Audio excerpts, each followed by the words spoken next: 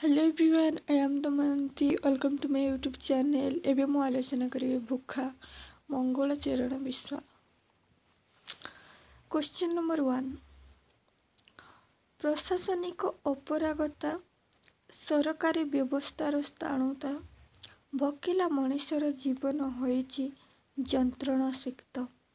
भूखा नाटकरे नाट्यकार किपरि सफल भाବରେ रूपायन करिसंती आलोचना कर। उत्तर।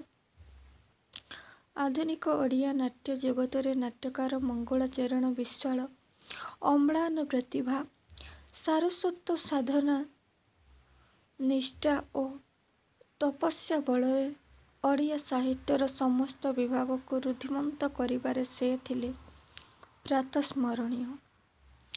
उभय ओडिया और इंग्राजी साहित्य उपाध्यायत्वर डिग्री समाप्त करथिले। सरकारी अध्यापक वृत्ति को छाड़ी शिक्षकता आरंभ करथिले। आलोच्य भूखा नाटकटी सफलतार श्रेष्ठ स्थान रे पहुँचीबारे सहायक होइछि। जुग भारती पत्रिकार लेखक प्रथम कविता बड़ी कविता धुमाळ प्रकाश पाइछि। अंतर्जातिक ख्यातिप्राप्त संबलपुरी नाटक भावे भूखा नाटक रचित चलचित्र रे रूपांतरित होई विभिन्न भाषा रे प्रकाश लाभ करिछि। समाजर अवक्षयता, दुर्बल शासन नीति, मनुष्य जीवन को केते जे दूर असहाय बोध सृष्टि करिछि ताहा उक्त नाटक रे वर्णित। भकिला मनुष्यर आर्त चित्कार, असह्य पेटर भोक, सरल मनुष्य स्वप्न संभावना को भांगी चुरमार करि देइछि। सामाजिक व्यवस्था मध्यरे थिला बाला आउ नथिला बाला मध्यरे जेउ जीवन जीविका मध्यरे संग्राम चलिछि। अभावी गरीब मनुष्यटी एही जीवन युद्धरे बारंबार पराजित स्वीकार करिछि। प्रशासन, सरकारी व्यवस्था, अजब नीति, खटिखिया दुर्बल मेहनती मनुष्य को कबलित करिछि। गरीब दुर्बल श्रेणीर भकिला आर्त चित्कार प्रति प्रशासनर कर्णपात घटुनाही। जेउमाने भी सरकारଙ୍କ निकटरे गरीब अवस्था को शुणाइबाकु चाहुचंती अन्यायरे सेमानंको शास्ति मिलुछि। जार जबरदस्त सेमानंको कंठरोध करा जाउछि। अभावी मनुष्यर दुख बढ़ी बढ़ी चलिछि। पेट भोक विकलांग करुछि। दुर्बल अभावी श्रेणीर प्रतिनिधि भावे आलोच्य नाट्ୟରେ पलटू, हाडू, अयठा, मोहगरू नाटकर चरित्र भावे स्थान पाइछन्ति।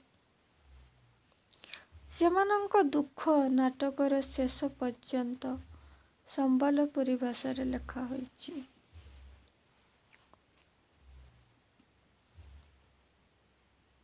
महुरिया अयठा महुरी बजाए, गाँ हाडू, पलटू, गुहदू एवं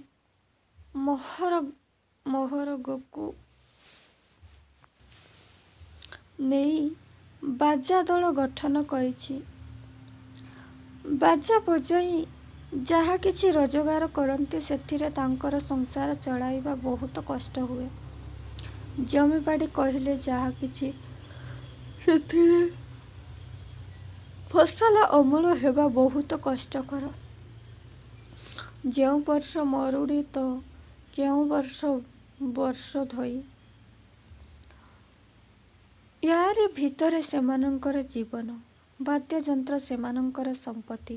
ସମୟ ସମୟ ମଦ୍ୟପାନ କରି ଥଟ୍ଟା ପରିହାସରେ ଭୋକର ବ୍ୟଥାକୁ ଭୁଲି ଯାଆନ୍ତି। ଯିଏ ଯେଉଁଠି ପାରେ ମଦ ନିଶାରେ ଶୋଇପଡ଼େ। ରୋଜଗାର ନ ଥିବାରୁ ପରିବାରର ଚଳାଇବାରେ କଷ୍ଟ ହୁଏ। ପ୍ରାୟ ଭୋକ ପାଟିର ତୋତଲା ଯନ୍ତ୍ରଣାକୁ ଭାଗ୍ୟ ବୋଲି ଭାବି କର୍ମକୁ ଆଦରି ପଡ଼ିଥାଏ। ସେମାନଙ୍କର ଦୁଃଖ ଆଉ ଯନ୍ତ୍ରଣାକୁ ବୁଝିଛି କିଏ? ତଥାପି ମନରେ ଥାଏ ଆନନ୍ଦ। ନିଜ ନିଜର ବାଦ୍ୟ ବଜାଇ ସାମସାମୟିକ ଭାବେ ବାଦ୍ୟର ତାଳେ ତାଳେ ନାଚି ଉଠି ଜୀବନର ଦୁଃଖ ଯନ୍ତ୍ରଣାକୁ ଭୁଲି ଯିବାକୁ ଚେଷ୍ଟା କରିଛନ୍ତି। ନାଟ୍ୟକାର ଚରିତ୍ରମାନଙ୍କ ସଂଳାପ ଜରିଆରେ ସୁନ୍ଦର ଭାବରେ କହିଛନ୍ତି। ମୋହରକୁ କହୁଛନ୍ତି, ଢୋଲ ପିଟି ପିଟି କେତେ କମାବୁ କହ। ଗହଦୁ କହୁଛନ୍ତି, କେତେ କମାବୁ ସକାଳେ କମାଲେ ସଞ୍ଜରେ ନାହିଁ। ହାଡ଼ୁ କହୁଛନ୍ତି, ଆମର ଏ ଦଶାଟା ନାହିଁ ବଦଳେଇଲେ କାଏଁବ। ଏନ୍ତେ ହିଁ ରହିଯିମା ଆମେ ସଭେଯାକ କାଏଁ। ଗହଦୁ କହୁଛନ୍ତି, ମୋତେ ଚାରିଦିଗ ଅନ୍ଧାର ଦିଶୁଛି ଭାଇ। କେନୁ ଗୋଟେ କିଏ ଡାକିବା ଯେ 200 କି 400 ଦେବା। ଏହିପରି ଭାବରେ ସେମାନେ କଥା ହେଉଛନ୍ତି। ଉପରୋକ୍ତ ସଂଳାପରୁ ଜଣାପଡ଼େ ସମସ୍ତେ ଯେପରି ଗୋଟିଏ ପଥର ପଥିକ। ଅଭାବ ଅନଟନର ଅଭିଶାପକୁ ମୁଣ୍ଡେଇ ବଞ୍ଚିବାର ରାହା ଖୋଜିବାରେ ବ୍ୟସ୍ତ। ଦୈନନ୍ଦିନ ଯାହା କିଛି ରୋଜଗାର କରନ୍ତି, ପିଲାମାନଙ୍କ ମୁହଁରେ 2 ଓଳି ଦାନା ଦେବାରେ ମଧ୍ୟ ସମ୍ଭବ ନୁହେଁ। ଦେହ ଖରାପ ହେଲେ ମଧ୍ୟ ଡାକ୍ତର ପାଖକୁ ନେବା ପାଇଁ ପଇସାଟିଏ ମଧ୍ୟ ପାଖରେ ନାହିଁ। ଭାତ ମୁଠାଏ ପାଇଁ ସଂଘର୍ଷ। ସ୍ୱାଧୀନତାର ବହୁ ବର୍ଷ ପରେ ଆଜିର ସମାଜର ବ୍ୟବସ୍ଥା ଏଇଆ। ଦୀନ ମହାଜନ ଗାଁରେ ଦୋକାନ କରିଛି। କିଏ? ନା, ଦୀନା ମହାଜନ ଗାଁରେ ଦୋକାନ କରିଛି। ଏଇଟା ସର୍ଟ କୋଶ୍ଚେନ୍ ପଡ଼େ, ମନେ ରଖିଥିବେ। ଅଭାବ ଅସୁବିଧାରେ ଲୋକମାନଙ୍କୁ ସଉଦାପତ୍ର ବାକିରେ ଦେଇଥାଏ। ବାକିର ମାତ୍ରା ଅଧିକ ହେଲେ ଘରକୁ ଆସି ମନକୁ ଯାହା ଆସେ ରୋକଠୋକ ଶୁଣାଇ ଦିଏ। ପୂର୍ବ ବାକି ଜମା କରି ପୁଣି ବାକି ମହାଜନର ସିନା କଥାଟା ଟାଣ, ମାତ୍ର ତାର ହୃଦୟ ଅତ୍ୟନ୍ତ କୋମଳ। ଅନ୍ୟର ଦୁଃଖରେ ସେ ଦୁଃଖୀ ଆଉ ଦରଦୀ। କାହାର ଅଭାବ ଦେଖିଲେ ତା ମନ ସହେ ନାହିଁ। ଘରୁ ଡାକି ନେଇ ହାତରେ ସଉଦା ଧରେଇ ଦିଏ। ଅଭାବ ଅନଟନରେ ସେ ଗ୍ରାମର ଏକା ବିପଦର ସାଥୀ ଦୀନା ମହାଜନ। ହୃଦୟଟା ସରଳ। ଫରକ ଏତିକି, ଅଏଁଠା ହାଡ଼ୁ ଗହଦୁ ପାଖରେ ସମ୍ବଳ ନାହିଁ, ମାତ୍ର ଦୀନା ମହାଜନ ପାଖରେ ସେ ସବୁର ଅଭାବ ନଥାଏ। ନାଟକର ମୁଖ୍ୟ ଚରିତ୍ର ଭାବରେ ଅଏଁଠା ଅବତୀର୍ଣ୍ଣ। ବାଜା ଦଳର ମୁଖ୍ୟ, ବୟସ୍କ ମଧ୍ୟ। ସମସ୍ତେ ଅଏଁଠାକୁ ସମ୍ବାଦ ଦିଅନ୍ତି, ମାତ୍ର ମଦ ନିଶାର ମାତ୍ରା ଟିକିଏ ଅଧିକ ହୋଇଗଲେ ଥଟ୍ଟା ତାମସାରେ ନିଜ ନିଜ ମଧ୍ୟରେ ନ କରିବା କଥା ମଧ୍ୟ କରିଥାନ୍ତି। ସମସ୍ତଙ୍କ ଭଲ ମନ୍ଦରେ ଅଏଁଠା ଉପସ୍ଥିତ ରୁହେ। ଅନ୍ୟର ଦୁଃଖକୁ ନିଜର ଦୁଃଖ ବୋଲି ଭାବିନିଏ। ବାଜା ଦଳରେ ସେ ମହୁରିଆ କାର୍ଯ୍ୟ ତୁଲାଏ।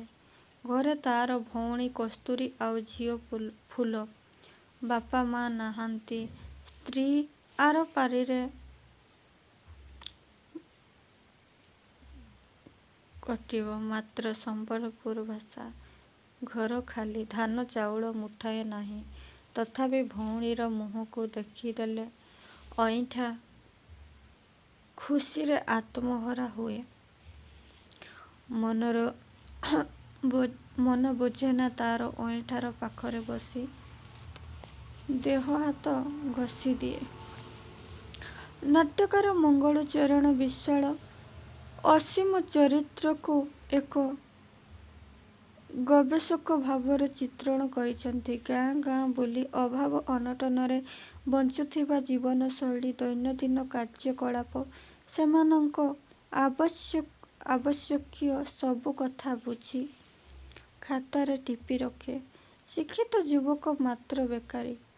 ସରକାରୀ ଚାକିରିଟିଏ ପାଇବା ପାଇଁ ଭୋକିଲା ମଣିଷଙ୍କର ଆତ୍ମଜୀବନୀ ସଂଗ୍ରହ କରିଛି। ଅଇଁଠା। ବସ ବାବୁ ବସ। ହେ ହୋ ବାବୁ, ତମର ନାଁ କ'ଣ? ଅସୀମ କହିଛନ୍ତି। ମୋତେ ସଭେ ଅସୀମ ବୋଲସନ୍। ବନେ ପଢ଼ାଶୁନା କରିଛେ। ଏ ଦେହ ମୁଇଁ ପାଲି ପଞ୍ଜର ସହର ମଫସଲ ବୁଲି ଗବେଷଣା କରିଛେ। ଅଇଁଠା। କାଣା କରୁଛେ ବୋଲାଏ? ଅସୀମ। ଗବେଷଣା କରୁଛେ। ଅଇଁଠା। ସେଟା ଗୋଟେ କାଣା? ସେ କହୁଛି ଗବେଷଣା ଏକାନ୍ତ ଗୋଟେ ଜିନିଷଟାକେ ତନ୍ କରି ଜାନବାରଟା। ଅଇଁଠା। କାଏଁ ବିଷେ ବୁଝୁଛ ଯେ ଗାଏ ବଳଦ କୁଚନି କରସ କାଏଁ? ସେ କହୁଛନ୍ତି ପୂର୍ବାପାତି ଦିନୁ ଇ ସମାଜର ଦଲେ ଖଟବେ ଆଇ ଦଲେ ଖଟାବେ। ଇ ଦୁଇଟି ଦଲକେ ନେଇକରି ତ ଯେତେ ଘିଚାଟନା ଆଉ କି ନି। ଉପରୋକ୍ତ ସଂଳାପ ଖୁବ୍ ବାସ୍ତବଧର୍ମୀ ଅଟେ। ଆମ ସମାଜରେ କେଉଁ ଅନାଦି କାଳରୁ ସୁଦୀର୍ଘ ପରମ୍ପରା ରହି ଆସିଛି।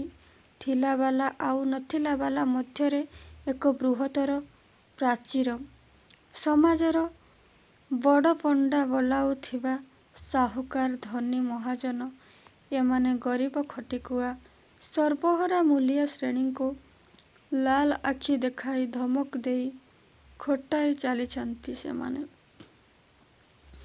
ସେମାନଙ୍କର ସ୍ୱାର୍ଥ ହାସଲ କରି ନଥିଲାବାଲା ଅଭାବ ଅନଟନ ଅସୁବିଧାରେ ବଞ୍ଚୁଥିବା ମଣିଷ ମୁଣ୍ଡ ଝାଳ ତଳିବାରେ ମାରି ଖଟି ଚାଲେ। ପାରିଶ୍ରମିକ ବାବଦରେ ଯାହା କିଛି ମିଳେ ତାହା ସମୁଦ୍ରକୁ ଶଙ୍ଖେ ପରି। ଏହି ଦରିଦ୍ର ଲୋକମାନଙ୍କର ଉପରେ ଗବେଷଣା କରିଛନ୍ତି ଅସୀମ। ସରକାରଙ୍କ ପାଖରେ ଗବେଷଣା ପ୍ରବନ୍ଧକୁ ଦାଖଲ କଲେ ସରକାର ଏମାନଙ୍କ ଦୁଃଖ ଦୁର୍ଦ୍ଦଶାକୁ ବିଚାର କରିଛନ୍ତି ଅସୀମ। ସରକାରଙ୍କ ପାଖରେ ଗବେଷଣା ପ୍ରବନ୍ଧଟିକୁ ଦାଖଲ କଲେ ସରକାର ଏମାନଙ୍କ ଦୁଃଖ ଦୁର୍ଦ୍ଦଶାକୁ ବିଚାର କରି ସେମାନଙ୍କର ରହିବା ଖାଇବା ଉପରେ ଗୁରୁତ୍ୱ ଦେବେ। ଅସୀମଙ୍କୁ ଚାହା କପେ ଦେବାର ଅଇଁଠାର ସାମର୍ଥ୍ୟ ନାହିଁ। ଚାରେ ଟିକେ ଚିନି ପକାଇବା ପାଇଁ ମଧ୍ୟ ସମ୍ବଳ ନାହିଁ। କସ୍ତୁରୀକୁ ଦିନ ମହାଜନ ଦୋକାନକୁ ପଠାଇଛି। ଅଇଁଠା। ପୂର୍ବରୁ ବାକି ଥିବାରୁ ମହାଜନ କସ୍ତୁରୀକୁ ଚିନି ନ ଦେଇ ଫେରାଇ ଦେଇଛି। ଗୁଡ଼ ପକାଇ ଚା ଟିକେ କରିବା ପାଇଁ ଅଇଁଠା କସ୍ତୁରୀକୁ କହିଛି, ମାତ୍ର ଗୁଡ଼ ଟିକେ ମଧ୍ୟ ଘରେ ନାହିଁ। ଅଭାବୀ ମଣିଷର ଚିତ୍ରକୁ ନାଟ୍ୟକାର ସୁନ୍ଦର ଭାବରେ ପରିକଳ୍ପନା କରି ଏଠାରେ ବର୍ଣ୍ଣନା କରିଛନ୍ତି। ଏଇ କେତେଦିନ ରହଣି ଭିତରେ ଗାଁ ସାରା ସବୁ ଲୋକ ଅସୀମକୁ ସ୍ନେହ, ଶ୍ରଦ୍ଧା, ଭକ୍ତି କରିଛନ୍ତି। ଏତେ ପାଠଶାଠ ପଢ଼ି ମନରେ ଗର୍ବ ନ ଥିବାରୁ ସମସ୍ତେ ଆଦର କରିଛନ୍ତି। କସ୍ତୁରୀକୁ ଦେଖି ଅସୀମ ମନେ ମନେ ଭଲ ପାଇଛି। କସ୍ତୁରୀ ହୃଦୟରେ ମଧ୍ୟ ଅସୀମ ପ୍ରତି ଭଲ ପାଇବା ଆରମ୍ଭ ହୋଇଛି। କସ୍ତୁରୀ ସହ ବିବାହ କରିବାକୁ ଅଇଁଠା ଅସୀମକୁ ପ୍ରସ୍ତାବ ଦେଇଛି। ଅଇଁଠାର ପ୍ରସ୍ତାବକୁ ବିନା ଦ୍ୱିଧାରେ ଅସୀମା ଗ୍ରହଣ କରିଛି। ଅସୀମାର ଗବେଷଣା ସରିଛି। ସେ ଚାଲିଯାଇଛି। ଗଲାବେଳେ କହିଛି ପୁଣି ଆସିବେ। ସେମାନଙ୍କର ସାଥିରେ ହସି ଖେଳି ସମୟ କାଟି ଏବଂ କସ୍ତୁରୀର ହାତ ଧରି ସବୁଦିନ ପାଇଁ ନେଇଯିବ। ଯେଉଁଦିନ ଅସୀମ ବିଦାୟ ନେଇଛି, ସାରା ଗାଁରେ ଏକ ଭିନ୍ନ ପରିବେଶ ସୃଷ୍ଟି ହୋଇଛି। ସମସ୍ତଙ୍କ ଆଖିରେ ଲୁହ। ସେମାନେ ଅସୀମକୁ ସତେ ଯେମିତି ଛାଡ଼ିବାକୁ ନାରାଜ। ଲୋକ ପୂର୍ଣ୍ଣ ଅଶ୍ରୁକୁ ନିର୍ବାଚିତ କରି ଅସୀମାକୁ ସମସ୍ତେ ବିଦାୟ ଦେଇଛନ୍ତି।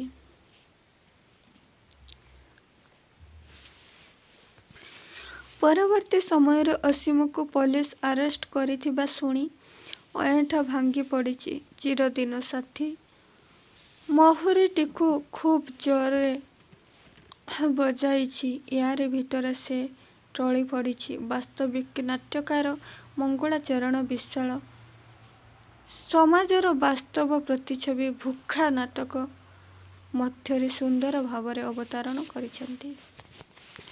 କ୍ୱେଶ୍ଚନ ନମ୍ବର 2, ନାଟକର ନାମକରଣର ସାର୍ଥକତା ପ୍ରତିପାଦନ କର। ଭୁକା ନାଟକର ନାମକରଣ। ନାଟ୍ୟକାର ମଙ୍ଗଳଚରଣ ବିଶ୍ୱାଳ ଓଡ଼ିଆ ନାଟ୍ୟ ଜଗତର ଜଣେ ବିସ୍ମୟ ପ୍ରତିଭା। ନାଟକ ରଚନା ବ୍ୟତୀତ ସାହିତ୍ୟର ଅନ୍ୟାନ୍ୟ ବିଭାଗକୁ ତାଙ୍କର ଅବଦାନ ପ୍ରାତଃସ୍ମରଣୀୟ। ସ୍ରଷ୍ଟା ମଙ୍ଗଳାଚରଣ ପ୍ରତ୍ୟେକ ରଚନାରେ ସମାଜର ବାସ୍ତବ ଘଟଣା ରୂପାୟନ ହୋଇଛି। ଆଲୋଚ୍ୟ ଭୁକା ନାଟକ ସମ୍ବଲପୁରୀ ଭାଷାରେ ଲିଖିତ। ଭୁକା ନାଟକଟିକୁ ଚଳଚ୍ଚିତ୍ରରେ ରୂପାନ୍ତରିତ କରି ବହୁ ପୁରସ୍କାର ପାଇଥିବା ଦିଗରେ ସେ ଯୋଗ୍ୟ ବିବେଚିତ ହୋଇଛନ୍ତି। ସ୍ରଷ୍ଟା ସୃଷ୍ଟିକୁ ତିଆରି କଲେ। ସୃଷ୍ଟି ହିଁ ସ୍ରଷ୍ଟାଙ୍କର ମାନସ ସନ୍ତାନ। ସୃଷ୍ଟି ଜରିଆରେ ସ୍ରଷ୍ଟା ମନ ଗହନର ଅଛପା ଅଜଣା କଥାକୁ ପ୍ରକାଶ କରିବା ଦିଗରେ ସମର୍ଥ ହୋଇଥାଏ। ନାମକରଣ ଏକ ପାରମ୍ପରିକ ପ୍ରକ୍ରିୟା।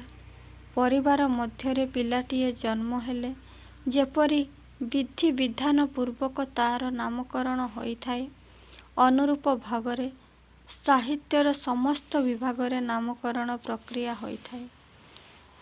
ପାଠକଗଣ ନାମକରଣର ନିର୍ଯ୍ୟାସରୁ ବିଷୟବସ୍ତୁ ଉପରେ ସମ୍ୟକ୍ ଧାରଣା ପାଇଥାନ୍ତି। ଆଞ୍ଚଳିକ ସମ୍ବଲପୁରୀ ଭାଷାରେ ଭୋକିଲାକୁ ଭୁଖା ବୋଲି କୁହାଯାଏ। ଏକ ଆଞ୍ଚଳିକ ସମସ୍ୟାର ଦୃଶ୍ୟପଟକୁ ନାଟକ ମଧ୍ୟରେ ପ୍ରକାଶ କରି ପ୍ରଚଳିତ ଶାସନ ବ୍ୟବସ୍ଥା, ପ୍ରଶାସନିକ ସ୍ଥାଣୁତା ଓ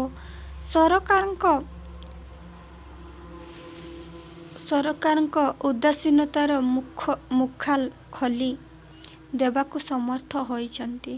ଭୁକା ନାଟକର ନାମକରଣ ଯୁଗାନ୍ତକାରୀ ଅଟେ। ଭାରତର ସ୍ୱାଧୀନତା ପାଇବା ପୂର୍ବରୁ ଏବଂ ପରେ ଆମ ସାମାଜିକ ବ୍ୟବସ୍ଥାରେ ଅର୍ଥନୈତିକ ଭେଦଭାବ ପରିଲକ୍ଷିତ ହୋଇଛି। ସମାଜରେ ସାଧାରଣତଃ ଦୁଇ ପ୍ରକାରର ମନୁଷ୍ୟକୁ ଆମେ ଦେଖିବାକୁ ପାଇଥାଉ, ଜଣେ ଧନୀ ଆଉ ଜଣେ ଗରିବ। ଧନୀ ବ୍ୟକ୍ତିମାନେ ଅର୍ଥ ପ୍ରତିପତ୍ତି ପ୍ରାଚୁର୍ଯ୍ୟ ଭିତରେ ବୁଡ଼ି ରହି ଗରିବ ଲୋକମାନଙ୍କ ଉପରେ ଅନ୍ୟାୟ ଭାବେ ଅତ୍ୟାଚାର ଓ ଶୋଷଣ କରିଥାନ୍ତି।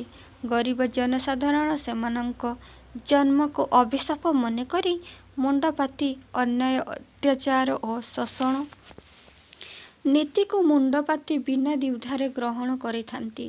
ଗଣତାନ୍ତ୍ରିକ ଶାସନ ବ୍ୟବସ୍ଥାରେ ଆମ ଭାରତବର୍ଷରେ ଅନେକ ତ୍ରୁଟି ବିଚ୍ୟୁତି ଲକ୍ଷ୍ୟ କରାଯାଏ। ସରକାରୀ କଳର ଅପବ୍ୟବହାର କରି ରାଜନୈତିକ ବ୍ୟକ୍ତିମାନେ ସ୍ୱାର୍ଥପରାୟଣ ହୋଇ ସରକାରୀ ସୁବିଧା ହାସଲ କରନ୍ତି। ଏମାନଙ୍କ ସଂଖ୍ୟା କମ୍ ହେଲେ ବି ସେମାନଙ୍କର ଆଧିପତ୍ୟ ଓ ପତିଆରା ଗରିବ ଭୂମିହୀନ ଦୁଃଖୀହୀନଙ୍କ ପାଇଁ ଉପହାସ ଅଟେ। ନାଟକ ଆରମ୍ଭରେ ନାଟ୍ୟକାର ସର୍ବହରା ମେହନତୀ ମଣିଷର କରୁଣ ଚିତ୍କାର ପ୍ରତିଲିପିକୁ ଦର୍ଶାଇଛନ୍ତି। ସରକାରୀ ସାହାଯ୍ୟ ନ ପାଇ ଅଭାବ ଅନଟନରେ ଜୀବନ ଯୁଦ୍ଧରେ ସୈନିକ ସାଜିଛନ୍ତି। ଦିନକୁ ଦିନ ସେମାନଙ୍କର ଅବସ୍ଥା ସଙ୍କଟାପନ୍ନ। ମୂଲ ଲାଗିବାକୁ ମୂଲିଆଟିଏ ମିଳୁନି। ଦୁଇ ବେଳା ଖାଇବାକୁ ହାଣ୍ଡିରେ ଚାଉଳ ମୁଠାଏ ନାହିଁ। ଅଧା ପେଟ ଖାଇ ଦୁଃଖେ ସୁଖେ ବଞ୍ଚିବାର ଅଭିନୟ କରି ଚାଲିଛନ୍ତି। ବନ୍ୟା ମରୁଡ଼ିରେ ଜମିରେ ଫସଲ ଉଜୁଡ଼ି ଯାଉଛି। ଦେହ ଘୋଡ଼ାଇବା ପାଇଁ ବସ୍ତ୍ରଟିଏ ମଧ୍ୟ କିଣି ପାରୁନାହାନ୍ତି। ଗୋଟିଏ ବସ୍ତ୍ରକୁ ଧୋଇ ଶୁଖାଇ ପିନ୍ଧି ନିର୍ଲଜ୍ଜ ଜୀବନ କଟାଉଛନ୍ତି।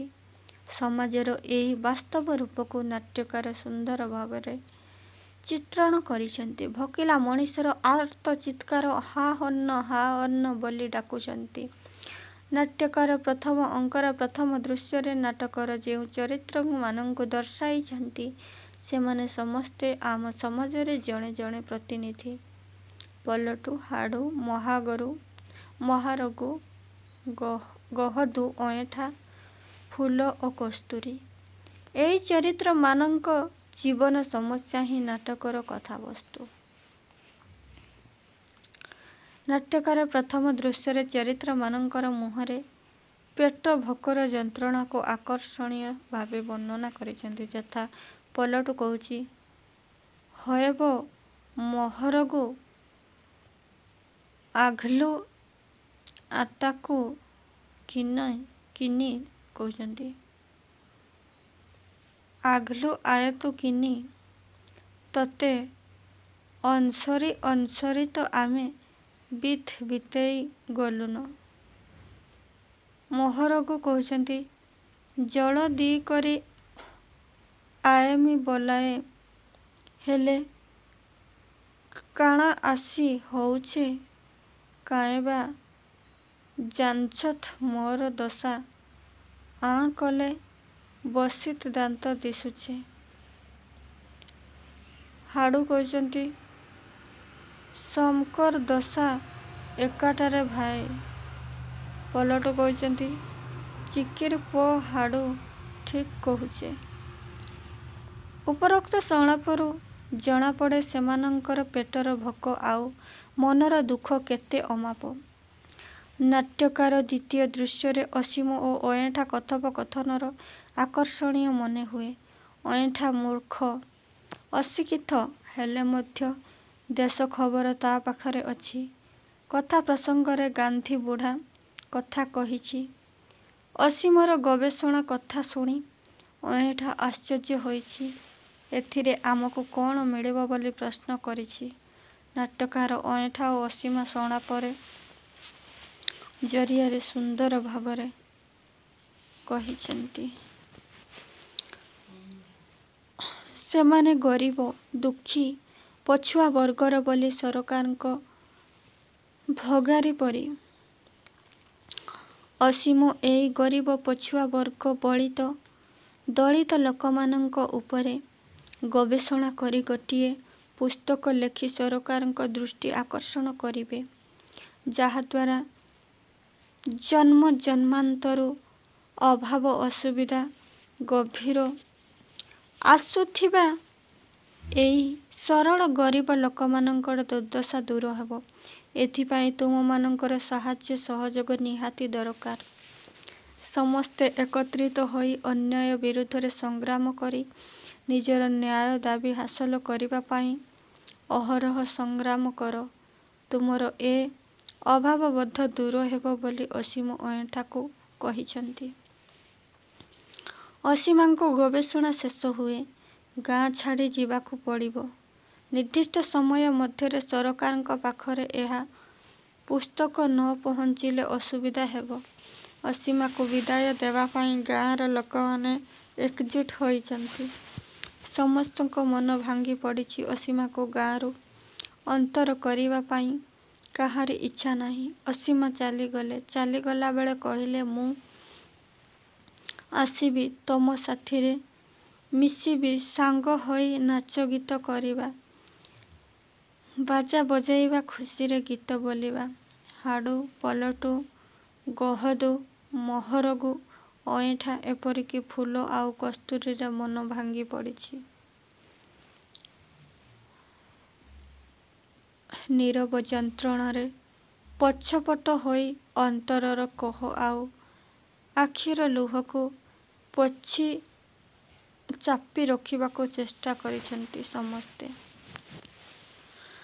ଭୋକା ଶୋଲେ ତମର ଉପରେ ଯାହା ଯାହା ହେଉଛି ଦେବ ତ ଦିଅ, ନାଇଁ ହେଲେ କାଣା ରଖିଛ ବାହାର କର, ଘର ଦୁଆର ନିଲାମ କରିଦେମି ଜାନିଛ।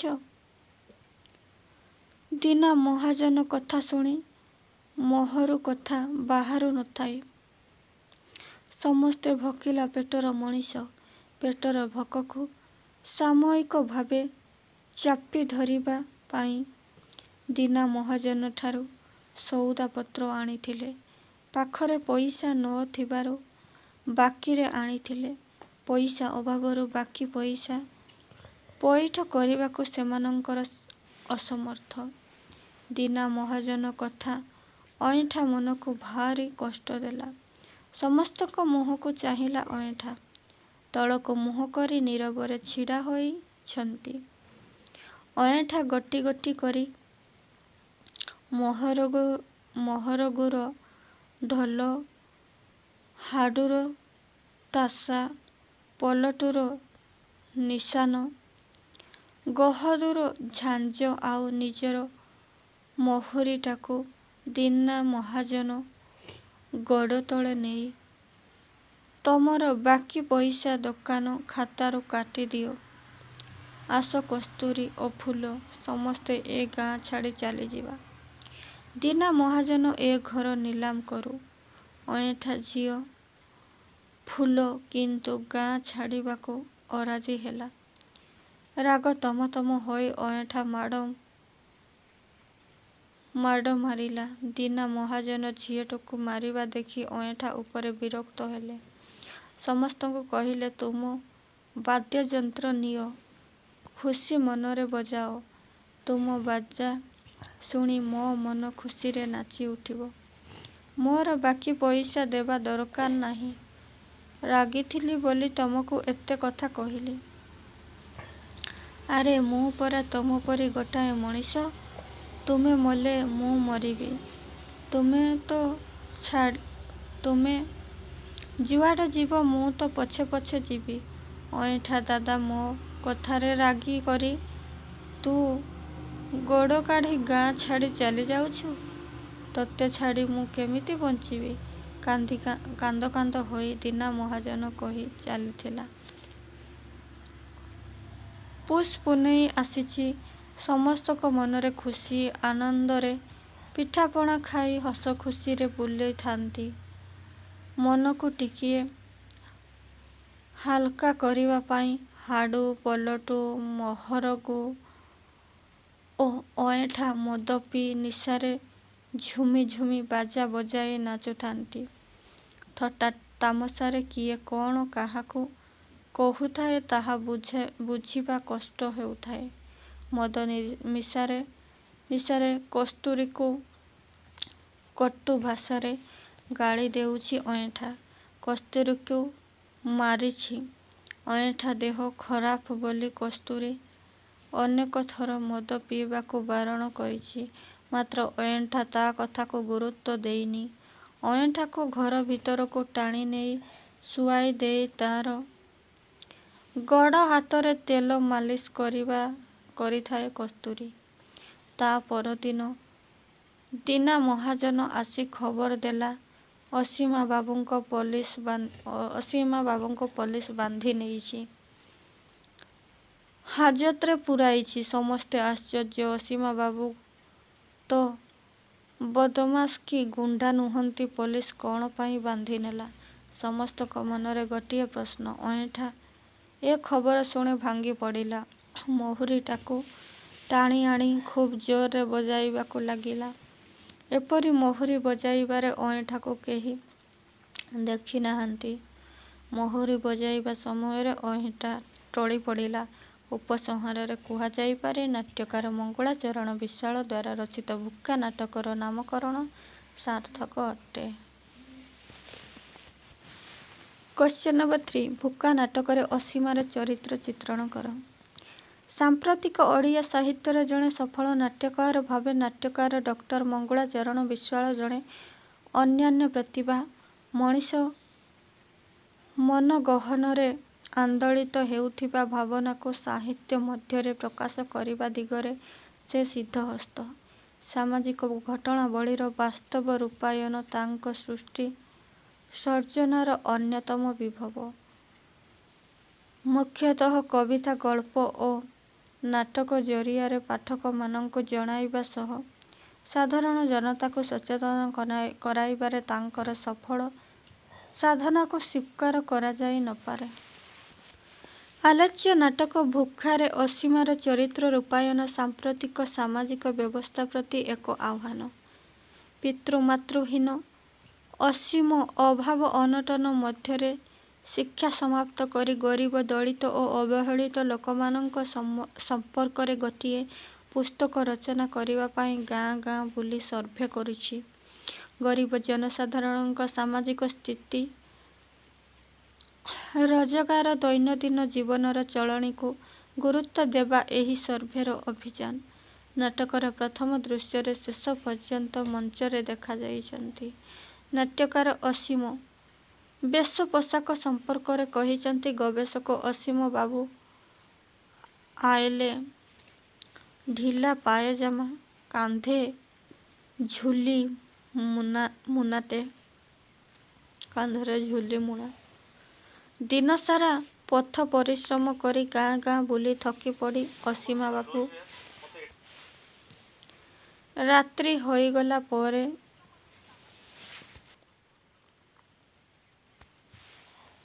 ଜଣକର ଦାଣ୍ଡ ପିଣ୍ଡାରେ ଘୋଡ଼ି ହୋଇ ଶୋଇ ପଡ଼ିଛନ୍ତି। ସେ ଦାଣ୍ଡ ପିଣ୍ଡାଟି ଅଏଁଠାର। ରାତ୍ରି ପାହିଲା, ସକାଳ ହେଲା। ଅଏଁଠାର ଭଉଣୀ କସ୍ତୁରୀ ଏବଂ ଝିଅ ଫୁଲ ଅସୀମାକୁ ଦେଖି ଆଶ୍ଚର୍ଯ୍ୟ। ଅସୀମାର ପରିଚୟ କସ୍ତୁରୀ ଓ ଫୁଲ ଅଜଣା। ଏ ଗାଁର ମଣିଷ ନୁହେଁ, ବାହାରୁ କିଏ ଗୋଟାଏ ବିଦେଶରୁ ଆସିଛି ବୋଲି କସ୍ତୁରୀ ଧାରଣା ଜନ୍ମିଲା। ନାଟ୍ୟକାର କସ୍ତୁରୀର ଚରିତ୍ର ମଧ୍ୟରେ ଦର୍ଶାଇଛନ୍ତି ଅଜଣା ଅଚିହ୍ନା ଲୋକର କୌଣସି ଝିଅ ବୋହୂକୁ ଦେଖିଲେ ସେମାନେ ରାଗିଯାଆନ୍ତି, ଯାହା କସ୍ତୁରୀ ଓ ଅସୀମାର ସଂଳାପରୁ ସ୍ପଷ୍ଟ ହୋଇଛି।